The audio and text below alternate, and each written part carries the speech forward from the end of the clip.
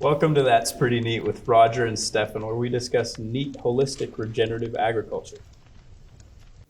You have to remember that carbon is the building blocks of basically all life on the planet. So there are two types of carbon. There's chemical carbon and there's biological carbon. What's the difference?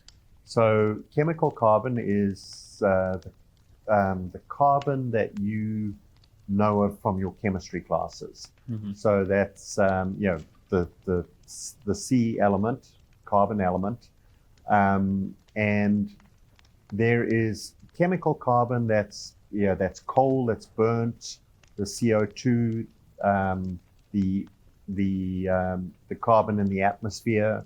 Those are all chemical carbons, or carbon oxide on overrested grass plants. Those are all chemical carbons. Biological carbon is you are made out of biological carbon. I am made out of biological carbon. The wood on this chair, the leather on this chair. This is biological carbon. About the dog. The dog and biological carbon has a carbon cycle. So we have the water cycle, we have the carbon cycle, we have the nutrient cycle, and we have energy, solar energy flow. But the carbon cycle is a vital biological process. And when we stop the cycle, we stop the cycle of life. So the carbon cycle as a biological process is absolutely vital for life on the planet.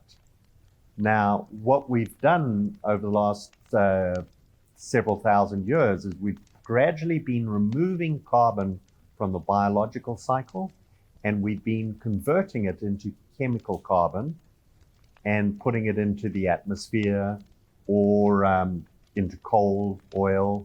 Those are chemical versions of what was formerly biological carbon.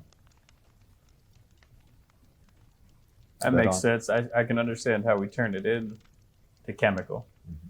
What are applications that we're doing in these present times besides turning it into coil? Yeah. You know coil? Coal. Mm-hmm. What are other things that we're doing? Is there anything with farming that's helping stopping the life cycle? Well, over millions of acres around the world, most of the land of the planet in brittle environments. That's places where we have a wet season and a dry season. Most of the land in brittle environments is what we call overrested. Okay. And what we find with the overrested rangelands is that all the grasses and the sage and the shrubs all go gray. Hmm. Now that gray color is an indication of carbon oxide.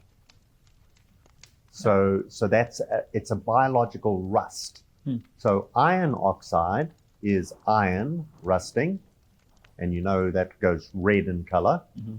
And then carbon oxide is that gray color, which is this biological process. So all those millions and literally millions of acres of rangelands around the world, whether it's the steppes, the American Southwest, the Australian outback, the African savannas, when it's overrested, what happens is this chemical process takes over. So that carbon oxide then dissipates up into the atmosphere, but very slowly. Or there's two ways for carbon oxide to happen. Yeah. One is slow oxidization, which is the going gray and rusting of plants. The other is rapid oxidization. You might know that better as fire. So that is rapid carbon oxide going up into the atmosphere. The other one is very slow. Maybe we should turn off the fire. So they're both a chemical process. One is very rapid, and the other one is very slow. I've seen plants that started breaking down chemically over 100 years ago, and they're still there and still breaking down. So it is very slow.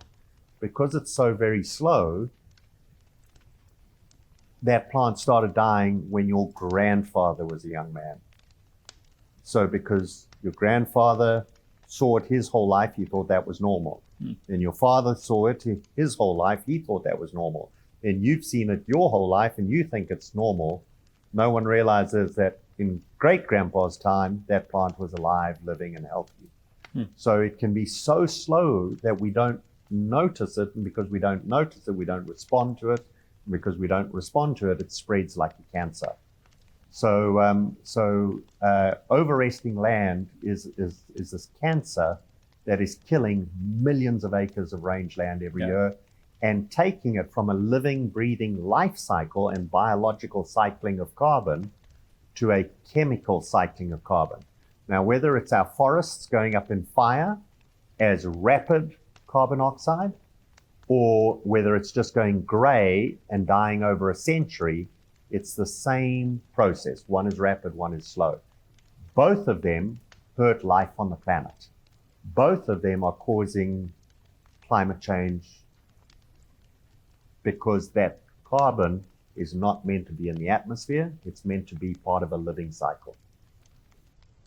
You can follow Rodger at d2gftf.com and also on his socials at Rodger Savory Holistic Management on YouTube and Facebook. We are Las Cumbres Ranch. You can follow us on social media at Las Cumbres Ranch over all platforms. And thanks for tuning in. It's been real neat.